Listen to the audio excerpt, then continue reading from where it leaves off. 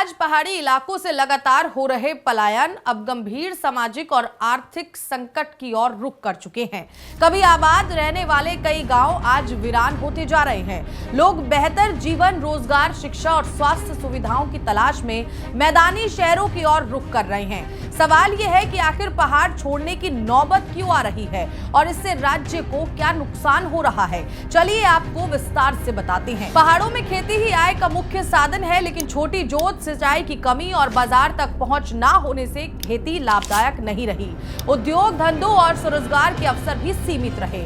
युवा पढ़ लिख कर भी गाँव में काम नहीं कर पा रहे, इसीलिए उन्हें शहरों की ओर जाना पड़ता है। कई गाँव में आज भी अच्छी सड़क, अस्पताल और उच्च शिक्षा संस्थान नहीं है। छोटी सी बीमारी के लिए भी लोगों को दूर शहर जाना पड़ता है।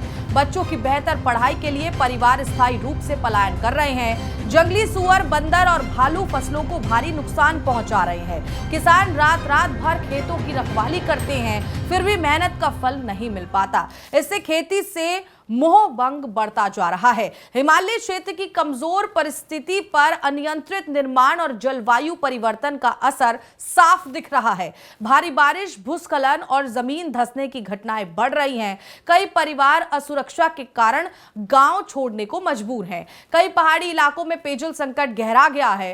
पारंपरिक जल स्रोत सूख रहे हैं। दूसरी ओर बिना ठोस योजना के हो रहा विकास पर्यावरण को और कमजोर कर रहा है। कई गांव पूरी तरह सुन्न हो चुके हैं। इससे वहां की संस्कृति और परंपरा खत्म होने लगी है। सीमावर्ती गांव में आबादी कम होने से सुरक्षा और रणनीतिक दृष्टि से चुनौतियां बढ़ सकती हैं।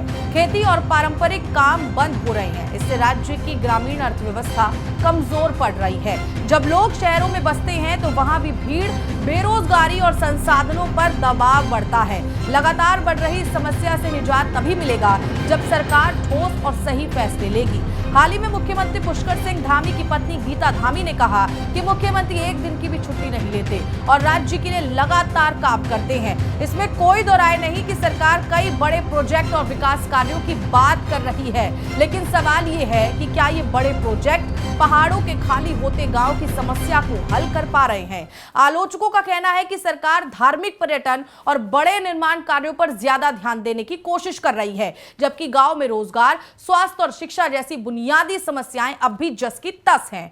लोगों का यह भी मानना है कि अगर पहाड़ों में रोजगार के अवसर पैदा किए जाएं, छोटे उद्योग लगाए जाते और किसानों को सही सुरक्षा और मुआवजा मिलता तो शायद हालात इतने खराब नहीं होते। कुछ लोगों का आरोप है कि सत्तारूढ़ दल भारतीय जनता पार्टी के लिए बड़े और दिखने वाले विकास कार्य ज्यादा महत्वपूर्ण हो गए हैं, जबकि ग्रामीण युवाओं की रोजमर्रा की समस्याएं कहीं पीछे छूट रही हैं।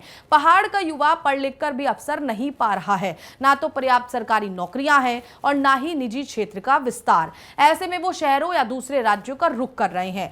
लोगों का कहना है कि चुनाव के समय पलायन रोकने के वादे किए जाते हैं, लेकिन ठोस और दीर्घकालिक नीति अभी भी जमीन पर नजर नहीं आती।